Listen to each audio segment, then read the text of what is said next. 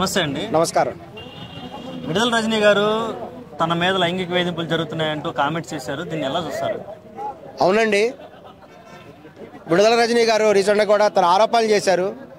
ఎందుకంటే ఈమె వైఎస్ఆర్ కాంగ్రెస్ పార్టీ చెందినటువంటి ప్రముఖ లీడరు.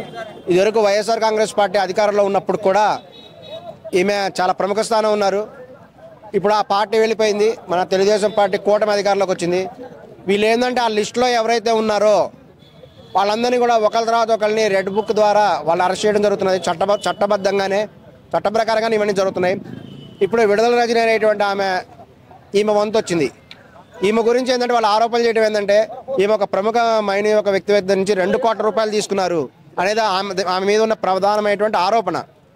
2 కోట్ల రూపాయలు ఆమె తీసుకుంది అనేటువంటి విషయం కంప్లైంట్ చేశారు. అతను చాలా స్పష్టంగా జరిగింది.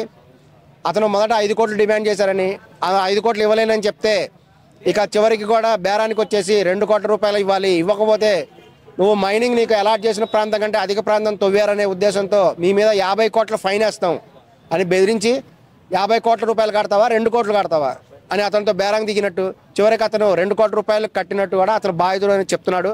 కంప్లైంట్ చేసిన వ్యక్తి కూడా ఈ విధంగా తెలియజేయడం జరిగింది. ఈ సందర్భంలో విడుదల రజనీ గారు చాలా సీరియస్ అయ్యారు ఈ విషయం మీద. ఆమె ఒక సంచలనమైనటువంటి ఆరోపణలు చేశారు. అదేంటంటే తన మీద ఒక వ్యక్తి లైంగికంగా తనను ఇబ్బంది పెడుతున్నాడని, తాను లైంగికంగా బాధిస్తున్నాడు, తాను లొంగనందువల్లే తనపై ఈ విధంగా కేసు పెట్టే విధంగా సహకరించాడు అని స్పష్టంగా చెప్పింది. ఆమె మొదట మొహమాట పడుతూనే తర్వాత స్పష్టంగా ఈ కృష్ణదేవరాయ అనేటువంటి వ్యక్తి ఉన్నాడని, అతను కూడా ఎంపీ ఆ ప్రాంతంలో, తాను వైఎస్ఆర్ కాంగ్రెస్ పార్టీలో సెలెక్ట్ అయినప్పటికీ ప్రజల చేత ఎన్నుకోబడిన తర్వాత తన తప్పని చేసుకుంటుంటే తనను లైంగికంగా వేధించాడని, తను వెంబడబడ్డాడని కూడా ఆమె చెప్తుంది. దీనికి ఆమె చెప్పిన ప్రూఫ్ ఏంటంటే ఆమె యొక్క మొబైల్లో ఉండేటువంటి incoming calls, out going calls అవన్నీ కూడా కృష్ణదేవరాయ అనేటువంటి వ్యక్తి రికార్డ్ చేశాడని, తన అనుమతి లేకుండా తన మొబైల్లో ఉండేటువంటి కాల్స్ని అతను ఎలా రికార్డ్ చేస్తాడు, దీని మీద తాను వైఎస్ జగన్మోహన్ రెడ్డి గారికి కూడా కంప్లైంట్ చేశాను.